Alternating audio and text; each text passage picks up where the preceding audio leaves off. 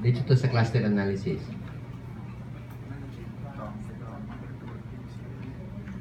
Cluster. Smile number. Kasi siguro katulad ako na ito i-discuss itong last. Just the application. Okay, so I'll just illustrate the method without the theory before it, but just the method. What association rule analysis will do is it's based on what is called a priori principle. So if you find a certain set of items to be frequently occurring, then any subset of that set will also be frequently occurring. That is called a priori principle. And what is meant by frequently occurring? By frequently occurring, I mean, if that set or group of objects is seen to be associated with one another in half of the time. Okay? Or if you want to be strict, in half of in half plus one of the time. For example, if there are 5 customers that you have observed, and you observe Coke and beer being bought by 3 of them, then you will say that Coke and beer is frequently bought. Do you follow? Okay, so tanaw nimo pila ka buok imong transactions, pila ka buok nagpalit, and then you'll just divide into 2. Anytime you exceed that number, you will say that these items are bought frequently. Is this clear? So that's called minimum support.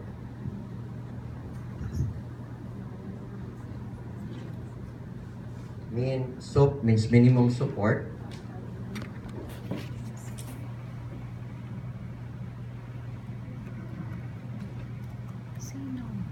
Is equal to 1/2 of the number of transactions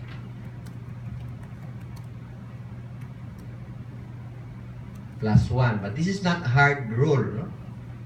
This is not a hard and fast rule. Meaning you can make it lower if you want, depending on the gravity of your event that you are trying to model. Okay. So, nasya. So kung 5 kabuok ang imong transactions, what is the minimum support? 5 divided by 2 2.5 plus 1 plus 3. 2.5. So you don't take the decimal point. So 3. So your minimum support will be 3. Do you follow? Okay. Kung 10 kabuok, 5 plus 1, 6 is the minimum support. Okay. So let's go back to the transactions where you observe people going out to the grocery. First, you will identify the one-item sets, meaning the individual things that they bought. So they bought individually bread, Coke, milk, beer, diaper, and eggs. Okay? And then I will count how many times did I observe bread. If I go to the transactions, please go back to the original. How many times did I observe bread? The data set. Sorry.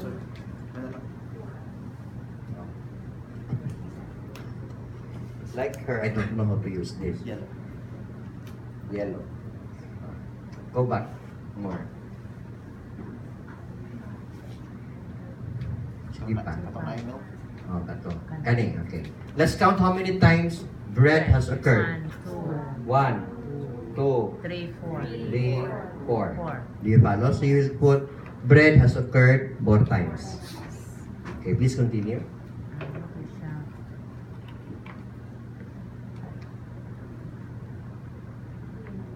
Okay. Coke has occurred 2 times. Milk 4 times. Beer 3 times.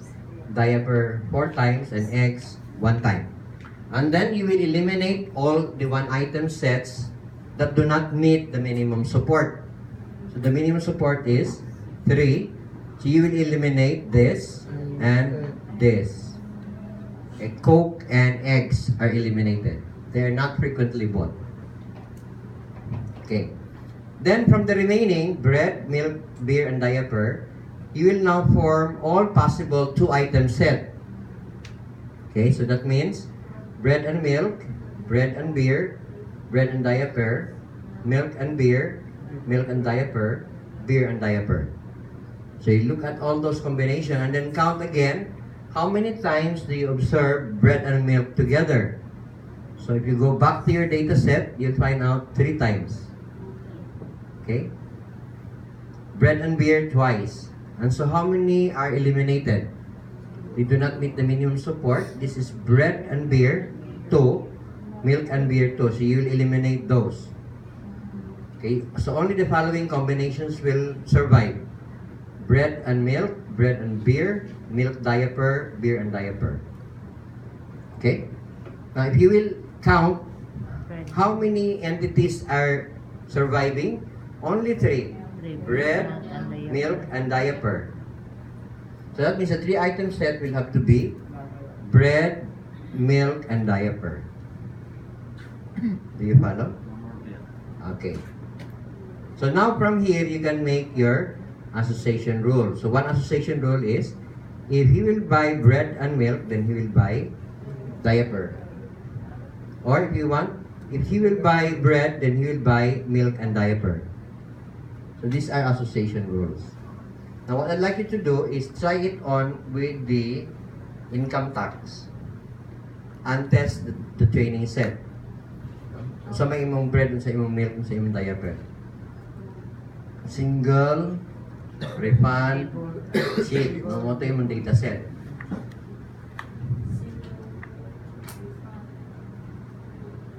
Okay, please continue.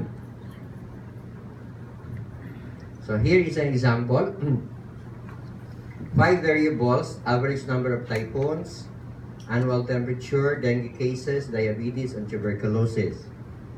Okay? So here is the list of typhoons over the last years. Then temperature, number of dengue cases per 1,000, diabetes cases per 1,000, and TB cases per 1,000.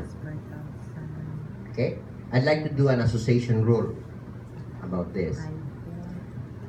So what I will do is first I will get the average of the typhoons. Okay? And then I will say whenever I am beyond that average, I will put a 1, meaning intense. And whenever I'm below it, I will put a 0. Okay. Similarly about temperature. I will take the average, so you go to Minitab, go to descriptive stats and get the averages of the column. Okay. Kung sobra sa average, you put a 1. Below the average, you put a 0. And there is a command in calculate. No? So go to calculator, calculate, and then store the result somewhere in the columns that are blank. And then you say if, and that is just written simply as, this is column 1, C1 greater or equal to, na symbol dito, no? Greater or equal to the average, because you know the average. And then you say, okay, whenever that is true, it will put a 1. Whenever that is false, it will put a 0. Okay? So it's an automatic option for you. You don't have to manually put 0, 1. Sabtan. Adto ka sa calculate. Adto ka sa calculator.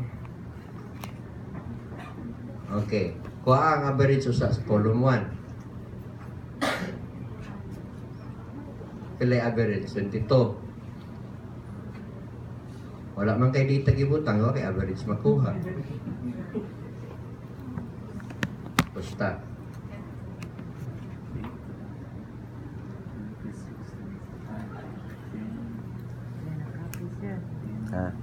Di makapi. Sige niya na nato na tantugion. Sige, pagpalain sa tao niya na siya tuki-tukian. Okay, anyway, point is, you don't have to do this manually. Convert. So please continue. So there, the average is 22 for the first column, 30 for the second, 10 for the third, 8 for the fourth, and 11 for the fifth. No? So I will put my rule. This is the converted data set, 0, 1. Okay. So what does it mean now? So you go back to the context of the grocery.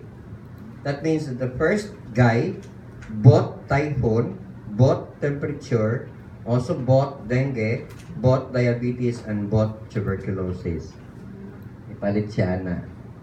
The second guy also bought everybody. The third guy did not buy typhoon, did not buy temperature, did not buy dengue, but only diabetes, so only one. Okay? So now, I have these grocery items here. Okay, please continue. So, there are 10 of them. So the minimum support is 6. Right? Okay, 5 plus 1. So, one item set is typhoon occurs 3 times, temperature 7 times, dengue 7 times, diabetes 10 times, TB 5 times. So which ones exceed the minimum support? Only temperature, dengue, and diabetes. Okay? 2 item set, so pair them. Now temperature and dengue occurred 6 times, temperature and diabetes 7 times, dengue and diabetes 7 times. They all pass. And there is only 3 item set, namely temperature, dengue, and diabetes. So now you can have your association rules here. No? So if the temperature is high, then it implies that dengue and diabetes will also rise. Okay, please continue. And that's the only one that makes sense. Right? Because the others will not make sense. If you say, if the diabetes cases rise, then temperature will rise. And tuberculosis will rise. So among the rules that you can obtain, only one will make sense. Okay, please continue. So dengue and diabetes cases rise with rise in average temperature. So these are your hypotheses. Or another hypothesis is that vector-borne and other diseases respond to climate change. Temperature being an indicator of climate change. Okay, please continue. Continue. Continue. Okay. So this is for cluster analysis this time.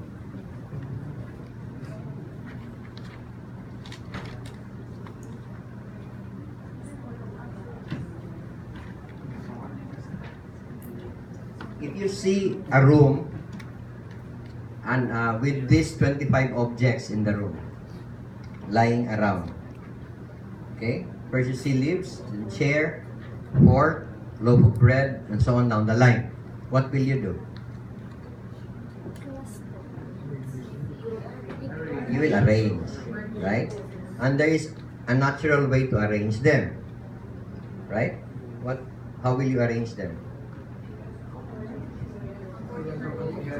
Group together according to their use, right? And that's called canonical clustering. Natural or canonical clustering.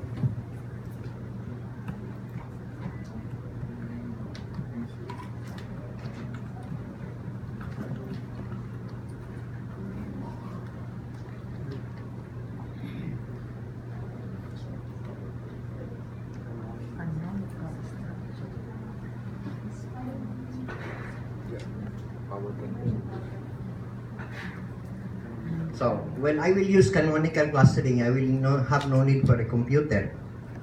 Right? For example, here. At what I will do is, I will put together chair, table, right? I will put together chair and table, and then I will put together all the musical instruments, right? Guitar, my violin, and my piano. I will put together all those that I need for eating. So fork, loaf of bread, drinking glass. Do I need my laptop? Yes. When I eat, I also use my laptop. Cheese, spoon. Okay. Then I will put all together clothes. Like my underwear, my pair of pants, my piece of cloth. Okay. And all the things that I will need for playing, like teddy bear,